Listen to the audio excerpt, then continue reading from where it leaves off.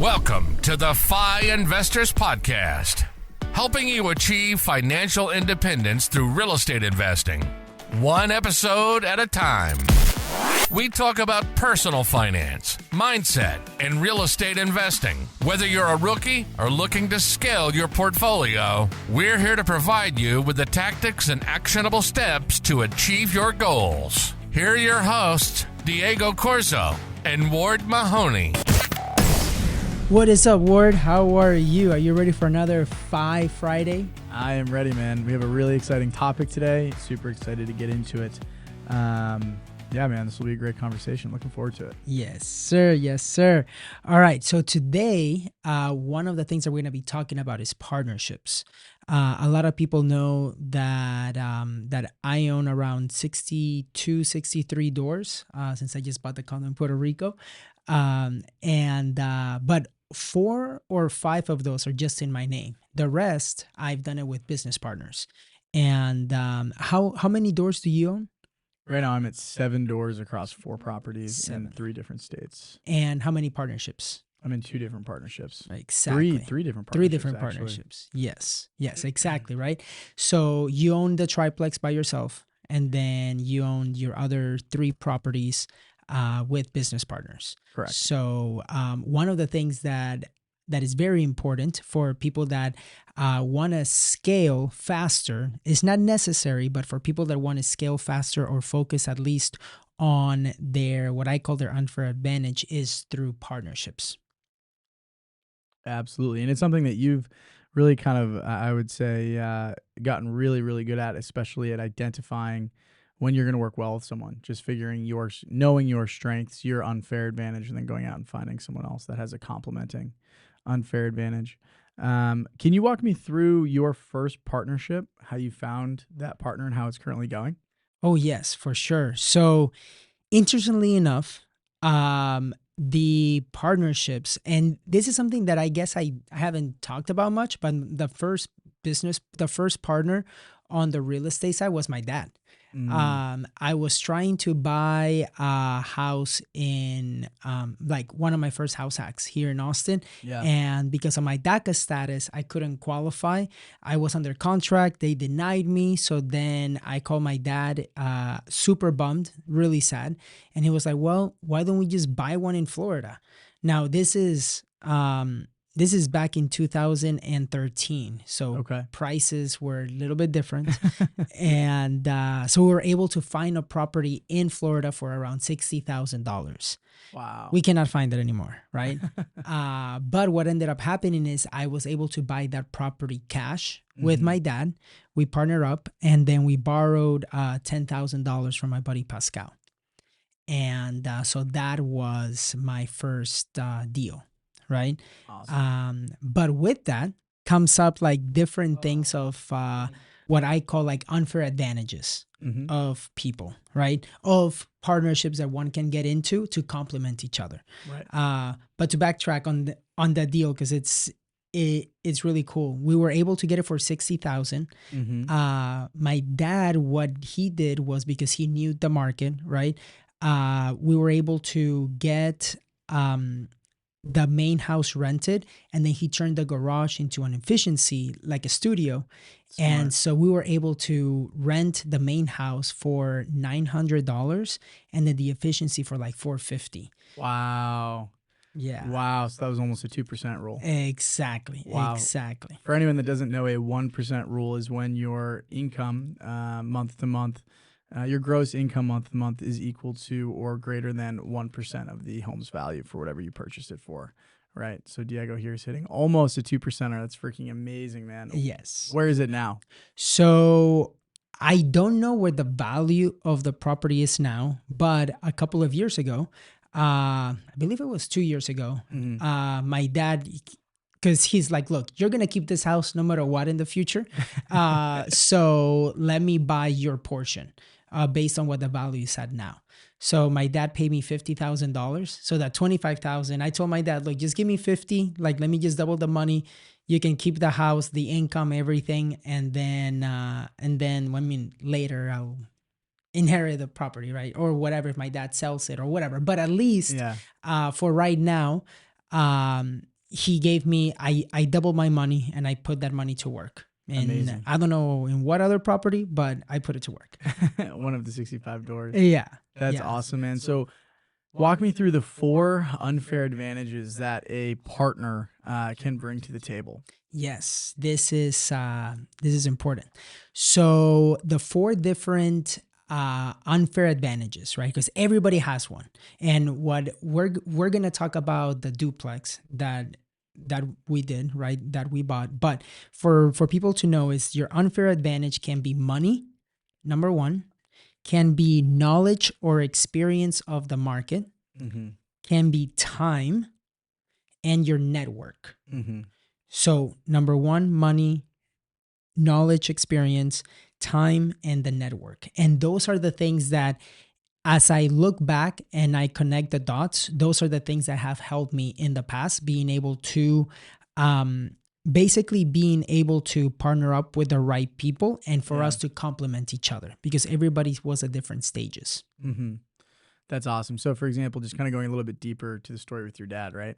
What were those unfair advantages that you two brought to the table? Yes. So I brought in the money and a little bit of the experience, because I knew, even though it was my first property, I knew how to analyze the deals and I knew like when to spot a good deal, right?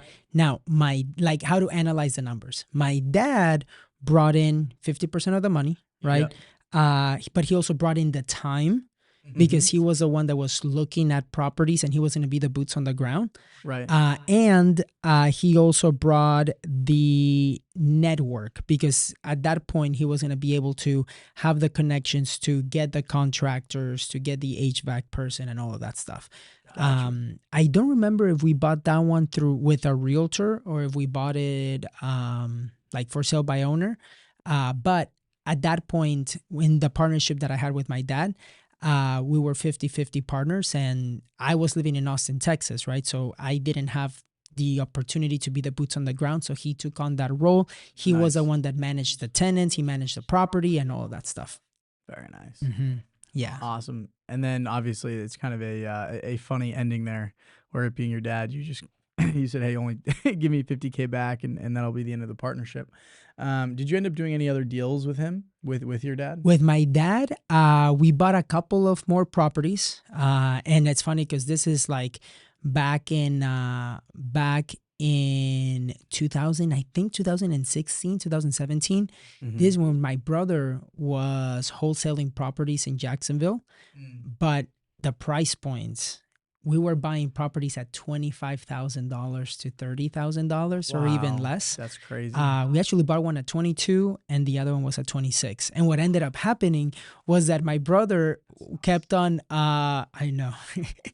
was that my brother kept on competing. Like he would say, hey, Diego, do you want to buy this property? And then I remember I was with my dad at the time, and my dad was submitting an offer on that house too. And so my brother was like, why don't you just buy it together? Because I have this other property, then just buy both if you guys have that amount of money. So we ended up getting 2, and we partner up like that. But then later we sold the properties too. Very nice. Yeah, after they doubled. So I can go in a lot of different ways here, but when do you know you're actually ready to partner? I think a lot of our listeners have probably done 1, 2, 3 deals, and now they're saying I'm ready to scale. So talk to me, when do you think someone is actually ready to scale? Yes. That's a really good question. And I feel like you have to get to know, like the more people that you know, the more opportunity that you'll be able to run into potentially getting those partners, right? Is you have to have conversations to make sure that you not only complement each other based on those like unfair advantages, but I also feel like values too, and end goal, right? For my dad and I, we've always been more cash flow heavy, like we invest for cash flow. So that's one of the reasons why, we decided to make those investments in Florida, like in Jacksonville or in Bradenton, which is where we bought our first property. Right. You guys were aligned. So let me ask you this. Obviously, as time goes on, as market changes, as the market changes, we go through different cycles, as do people, right? And as do their priorities. Yes. how do you protect yourself from not getting in with a partner where potentially down the line their priorities change, or maybe they take on another partnership, maybe they deprioritize your partnership? How do you protect yourself? Yes, those are definitely good questions. And at the end of the day, those are things that will potentially happen. And it's important to have those types of conversations, but also being able to understand the end goal of those partnerships, right? And then when those types of not misalignment, but when those types of changes happen, you have to have an open conversation about those things, right? There's been times, for example, where in the second partnership that I had, we sold the property because the property had appreciated in value, and one of the partners wanted to use the money for something else. Yeah. So he came up to us and he told us, "Hey, would it be okay if we sell the property?" And then in looking at the numbers, we all agreed that it was fine to sell it at that time. We could have easily said, "Hey, let's wait a year or whatever," but we wanted to have a win-win. And there were also other deals that I may have wanted to do too, that when that opportunity came up, it happened. I like that. Okay. Yeah. But it's important to have those open conversations and understand too that they're like, for example, there are some deals that I've done that are more less cash flow, but more appreciation or just putting my money to like on hold to work. Right. Yep. Because I have different strategies. Right. And partners might be like, "Hey, let's buy this property just so that we can do, let's say, a cost segregation and bonus depreciate the property as much as we can right away, even though it may not cash flow as much." Yeah, I got you. Oh, that's cool, man. So going a little bit deeper and talking about the actual structure of a partnership and how to protect protect the exposure that you're taking on with that potential partner. Walk me through the importance of an operating agreement. Yes. How you go about making one, the questions that you go about asking to create one, and just overall the importance of the document. Yeah, so the operating agreement is a very important document because it basically states all of the in and outs of the company, of like the partnerships, of of the capital that you guys put in, of how much, for example, depreciation each of the partners may take. Also, and you said depreciation. Yes. So the tax implications, right? Yeah. I didn't know until later that you can actually, even though you might own the properties, let's say 50-50, if you do a cost segregation, one partner can take more depreciation than another partner. But all of that has to be stated on the operating agreement. So stuff like that is very important. Also, what happens when you sell the property? Like, what are those implications to decide, like, what happens? How is it done? Is it done like if a partner says, "Hey, I want to sell the property," do you put on the operating agreement that we may not need to sell? I can just buy your portion. Yeah. Right? Because maybe I do want to keep that property and maybe you don't. So then I buy your portion. And what's important to note is like, okay, if you buy my portion, do you take out expenses that we would have paid if we would have sold in a regular market? Like the like realtor fees and like taxes and stuff like that. So those are all things that are super important, like the exit strategies and having those conversations in the beginning. I like that a lot. So for anyone that may be in a current partnership but did not do the operating agreement, what's your advice to them right now? So that has happened to me, right? Because I learned from experience. I'm not perfect or anything, right? And the more that, like, I have 8 years of experience from that perspective of investing in real estate, and there's always something new to learn, right? So there's been some that I didn't have operating agreements and then we did it later.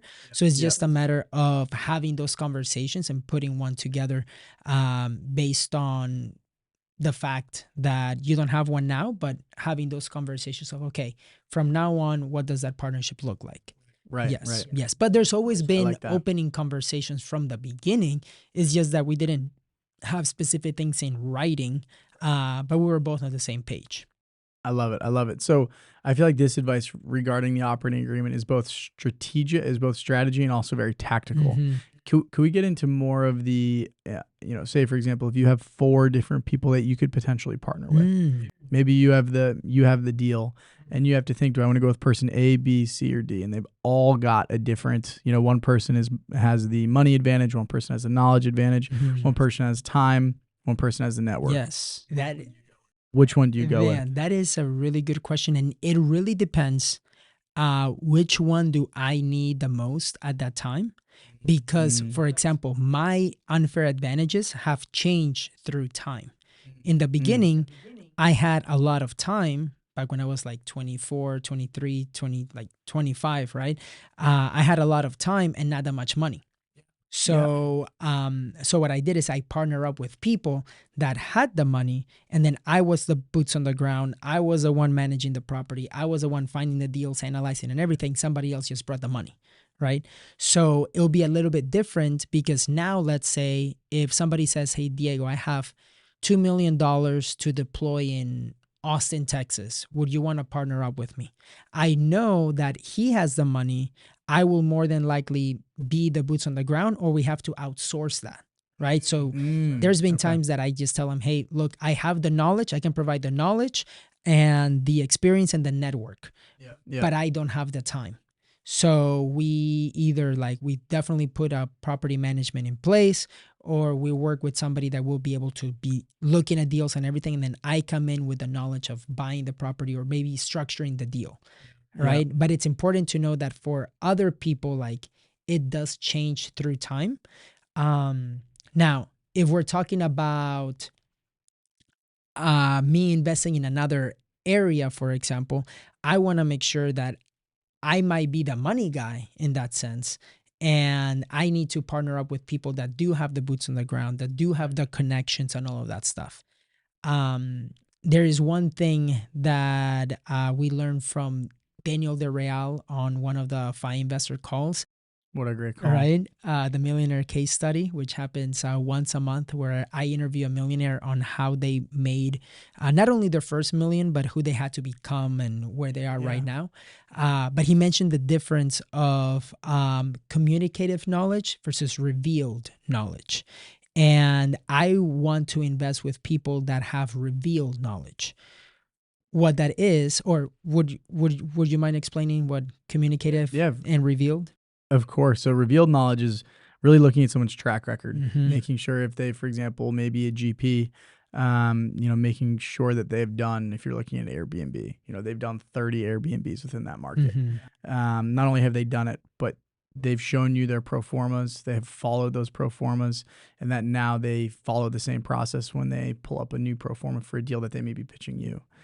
Communicated knowledge is basically pitching a deal without that track record and making sure that when you do move forward with a partner, not only can they speak intelligently on the subject, but they've had success 4 or 5 times at a minimum. And also going through different market cycles and everything that is now crucial, because we see a lot of partnerships just going through rough times right now. So make sure that whoever you go with definitely has that revealed and communicative knowledge, and not just one of the two. Exactly, because communicative knowledge is more like reading books, listening to podcasts, all of that stuff. And while that is needed to start, right, there are certain levels of trust too that you can give, or maybe for one that has communicative knowledge, you just give them a little bit of money or a little bit in the beginning, and more money to the people that have the revealed knowledge.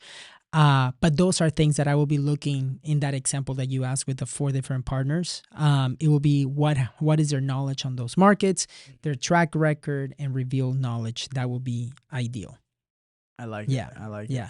Now, let's talk about on the partnership side on the duplex that you and I bought back in September of last year. Yeah, what a fun deal. Yes. Can you explain a little bit about how that deal came about? And maybe we can talk about how we structured that loan and all of that stuff. Absolutely. So I saw an Instagram post from a realtor here in Austin that was trying to sell a seller financed duplex. He listed it up, gave the price, and I saw it actually off an Instagram story. Sent him a DM, asked, would you be interested would the seller be interested in doing any kind of seller financing? Good lesson to learn here, which is why I'll go a little bit deeper into it. Originally, the realtor who was representing the seller wasn't sure, but he went to him. And it turns out that seller had actually already seller financed one or two other properties out of his portfolio. And then it was under contract twice, so obviously fell out of contract those 2 times, and it was just about to hit back to the market.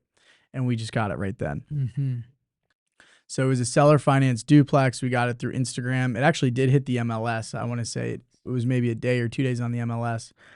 We submitted an offer with 2 different options. I don't remember exactly what the 2 options were, but I know what we have now on it. We ended up getting this duplex for $395. Asking was $430. We bought in September of 22. The interest rate on it is on a 40-year amortization schedule at 3% interest with 7% down on a 10-year balloon. Yes. For anyone that doesn't know, a 10-year balloon means that the full loan amount at that point is due sometime between now and 10 years. There's no prepayment penalties with that. We have a 3% interest on a 40-year amortization schedule. What that means is that we pay 3% interest on the term of the loan. The term is still on an amortization schedule of 40 years, and that amortization is just the schedule of payments. Yes. Right. So we got our monthly payment down as low as we possibly can to make sure that we're cash flowing, which we are. And then our goal here is to try to refi or sell it or 1031 it into a bigger asset once the value appreciates. Yes. And one of the important things is that we bought that in a partnership. And this was where I fronted all the down payment and the rehab cost. And then you're the boots on the ground for that perspective. You were the one that found the deal.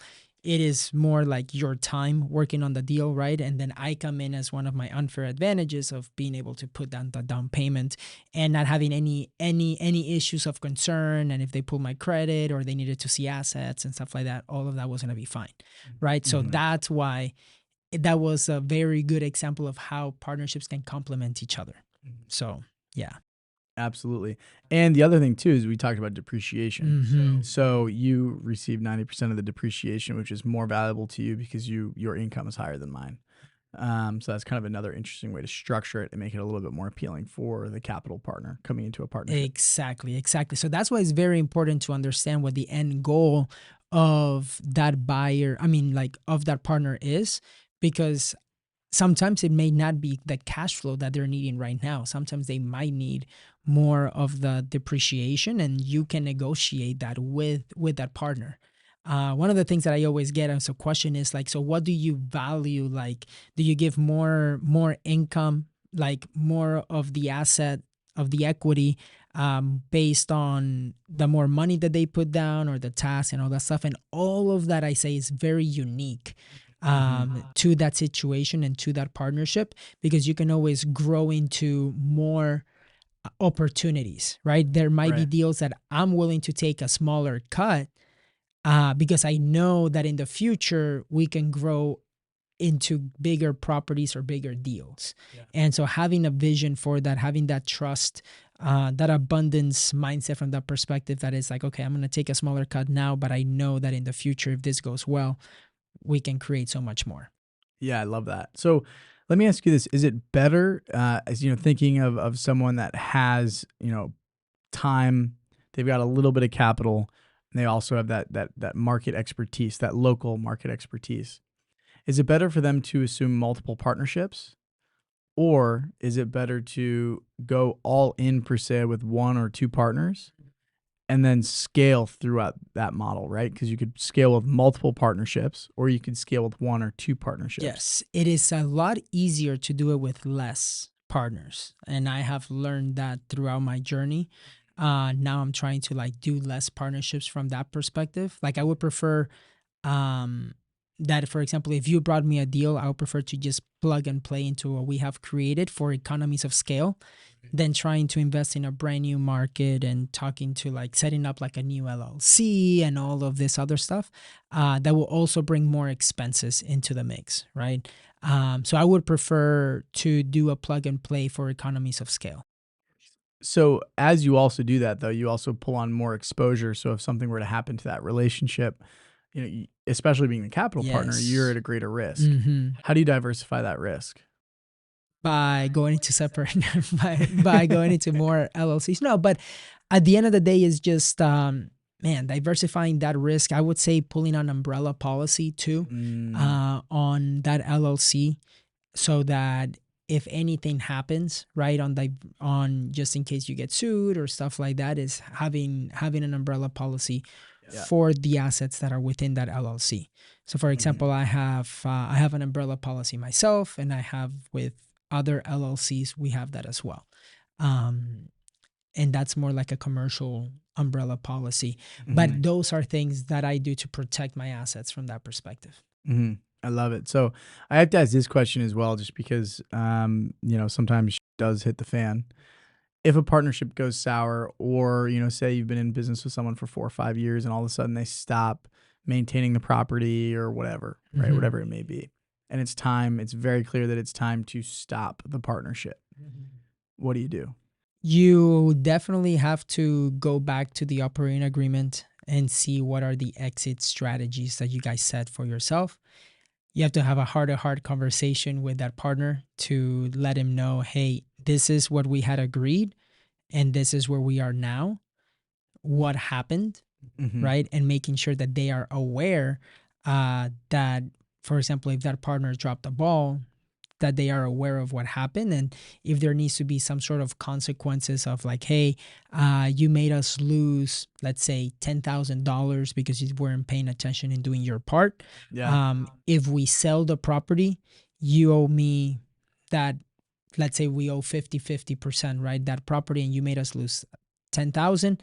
I would give me 5,000 to cover the money that I lost, and we can split everything else 50-50. Like, I would still like to figure out a win-win from that situation. But of course, making sure that we have the operating agreement.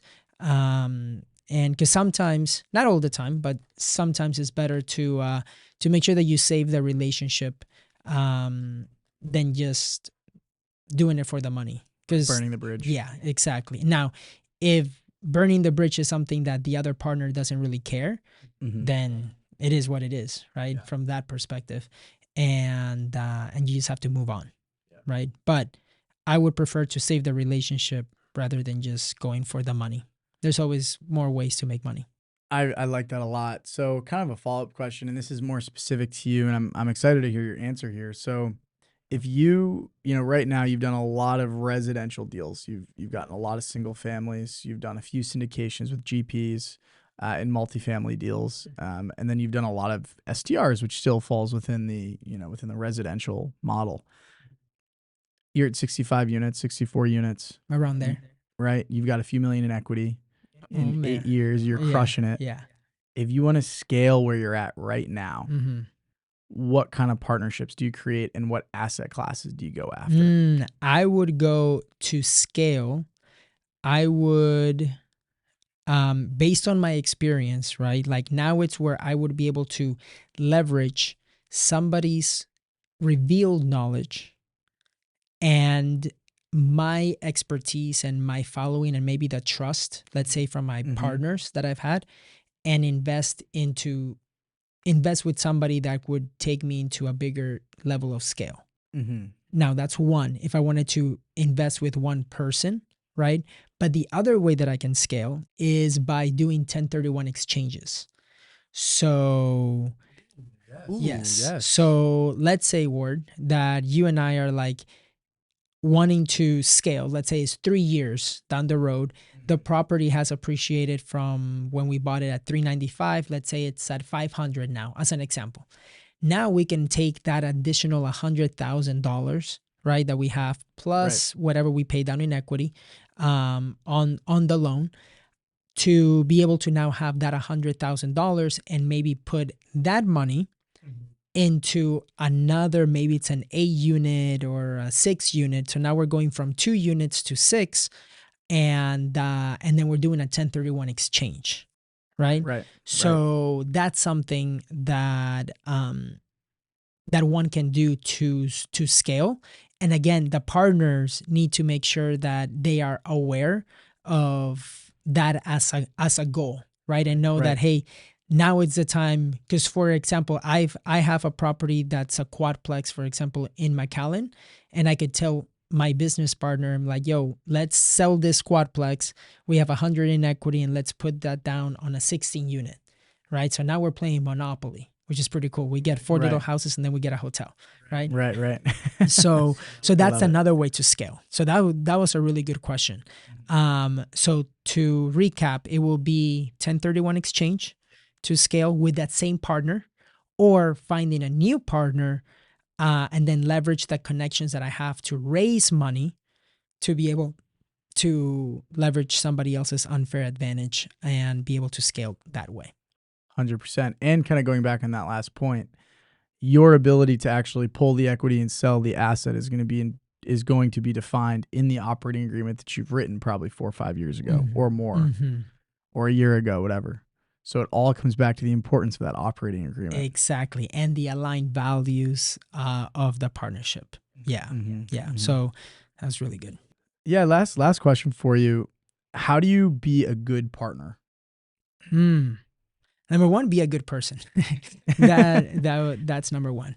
But number two is have that accountability of, if you're going to be putting your roles, right? I would say making sure, like, to be a good partner, I want to make sure that I'm doing my strengths and you're doing your strengths. It will be a disservice if I know that your strengths are, let's say, being a handyman, doing the contracting work, like doing the paint, and like, let's say that you're a rock star with contractors, everything. It will be a disservice if I'm like, Ward, now you're going to be doing all the spreadsheets. And you're like, dude, I don't know. Like, what are we doing yeah, here? like I can be the one that's doing the labor, right? Hands-on labor. And then I put you on the spreadsheets. That's me not being a good partner, because I know that I'm not giving you something that works to your strengths, or vice versa, right? If you tell me, Diego, you're going to manage this deal like in ways that I don't know, I think that is a disservice, because we could go faster, we can do better by me focusing on like what I would call my zone of genius or my expertise. So that's one. Man, this is a good question, Ward. The other one is, as I mentioned earlier, like being a good person, accountability. Like, if I'm going to tell you, hey, I'm going to be going there to open the door for the contractor at X day, at X time, I expect that to happen, not, hey, I had to reschedule because I'm doing this now, and the contractor said it was okay, but now we're not going to be able to do the renovations, let's say, as fast, right? It would be more like respecting what you said. Your say-do ratio has to be almost perfect. Say-do ratio. Exactly. And that's it, I guess. I'll add one more too. Yes, there. Please. That I actually learned on one of my first ever rat race to a 5 treats out in where was it? Pensacola? Gulf Shores, Gulf Shores, Alabama. You have to do what's right for the business and not for you personally, because that probably will not be the best thing for the other partner. Yes. So that was one thing, which also goes when you go into business with someone and you do choose your partners. You should absolutely try to find someone that's on an is on a equal financial playing field as you. Similar risk tolerance, etc. So you don't end up, one person, having a completely different financial background than someone else. Yes, and sometimes that's really hard to do, right?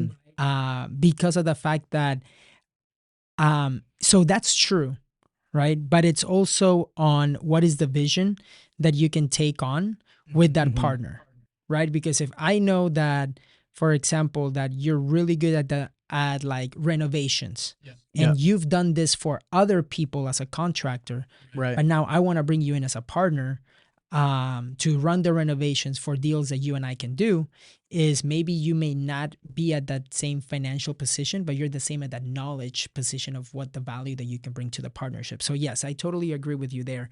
But yeah, doing what's best for the business is it's really important. Cool. Awesome. Well, Diego, this was an absolute blast, man. Kind of diving into partnerships, what makes them good, the 4 areas of expertise. This was awesome, man. Thank you for your time, and hope you have a great rest of your evening. Yes, sir, Ward. Thank you very much, and welcome everybody to another Financial Freedom FI Fridays. Let's go. Thank you for listening to the FI Investors Podcast. Make sure you subscribe so you don't miss any future episodes. And share this with a fellow real estate investor who you think would find value in what we do. Until next time.